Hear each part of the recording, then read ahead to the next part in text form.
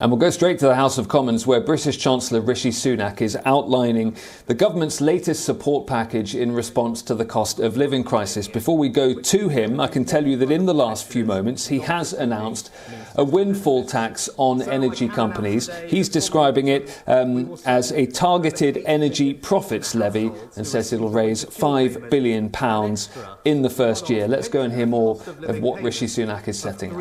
£300. Disabled people also face extra costs in their day-to-day lives, like having energy-intensive equipment around the home or workplace. So, to help the 6 million people who receive non-means-tested disability benefits, we will send them, from September, an extra one-off disability cost of living payment worth £150. Many disabled people will also receive the payment of £650 I have already announced, taking their total cost of living payments to £800.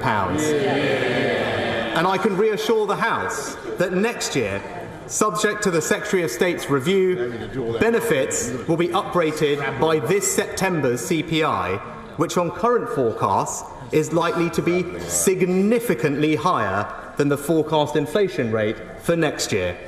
Similarly, the triple lock will apply for the state pension. Of course, we recognise the risk that with any policy there may be small numbers of people who will fall between the cracks. For example, it is not possible right now for DWP or HMRC to identify people on housing benefit who are not also claiming other benefits. So, to support them and others, we will extend the Household Support Fund delivered by local authorities by £500 million from October.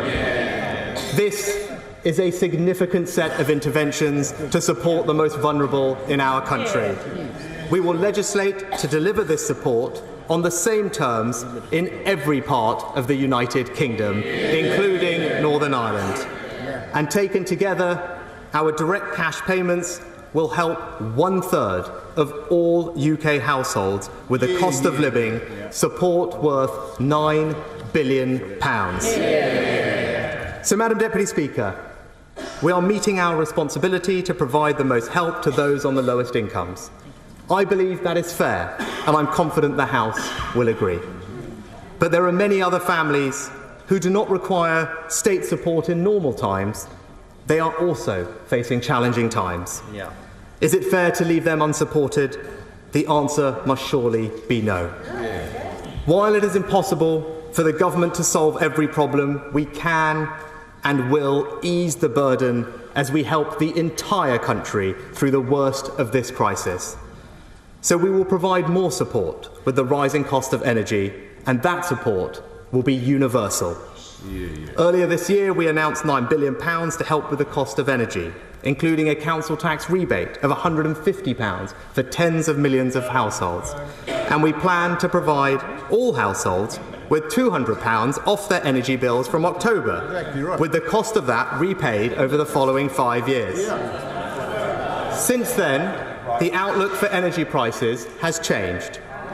I've heard people's concerns over the impact of these repayments on future bills, so I've decided that those repayments will be cancelled. So for the avoidance of doubt, this support is now unambiguously a grant. And furthermore, we have decided that the £200 of support for household energy bills will be doubled to £400 for everyone. We are on the side of hard-working families with £6 billion of financial support. So, Madam Deputy Speaker, to summarise, our strategy is to combat and reduce inflation over time through independent monetary policy, fiscal responsibility and supply-side activism. We are raising emergency funds to help millions of the most vulnerable families who are struggling right now. And all households will benefit from universal support with energy bills of £400 with not a penny to repay. In total, the measures I've announced today provide support worth £15 billion. Combined with the plans we've already announced, that means we are supporting families with the cost of living with £37 billion, or 1.5% of GDP. That's higher or similar than countries like France, Germany, Japan and Italy. And I'm proud to say that around 3/4 of that total support will go to vulnerable households. As a result of the measures we've announced today and the action we've already taken this year, the vast majority of households will receive £550. Pensioners will receive £850. And almost all of the 8 million most vulnerable households in the country will in total receive support of £1,200. And let me put this into context. The House will have noted the news from Ofgem earlier this week. They currently expect the energy price cap to rise in October to £2,800. That implies an average increase in people's bills this year of just under £1,200. The same amount our policies will provide for the most vulnerable people this year. I know there are other pressures. I'm not trying to claim we have solved the entire problem for everyone. No government could.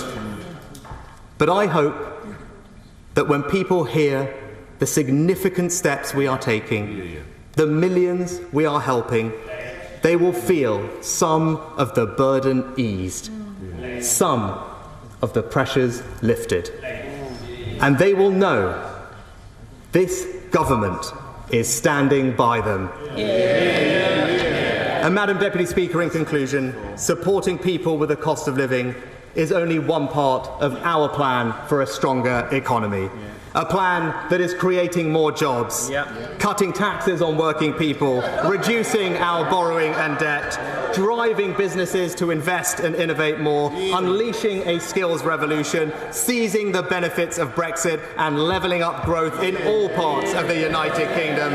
The British people can trust this government because we have a plan for a stronger economy, and I commend it to this House. Shadow Chancellor Rachel Reeves. Madam Deputy Speaker, after today's announcement, let there be no doubt about who is winning the battle of ideas in Britain. It is the Labour Party. Today it feels like the Chancellor has... So Rachel Reeves, the Shadow Chancellor, getting to her feet in the House of Commons to respond to Rishi Sunak's outlining of an emergency support package to help households deal with the cost of living crisis. Rishi Sunak saying that no government can solve every problem, but he said that this government will never stop trying to help people.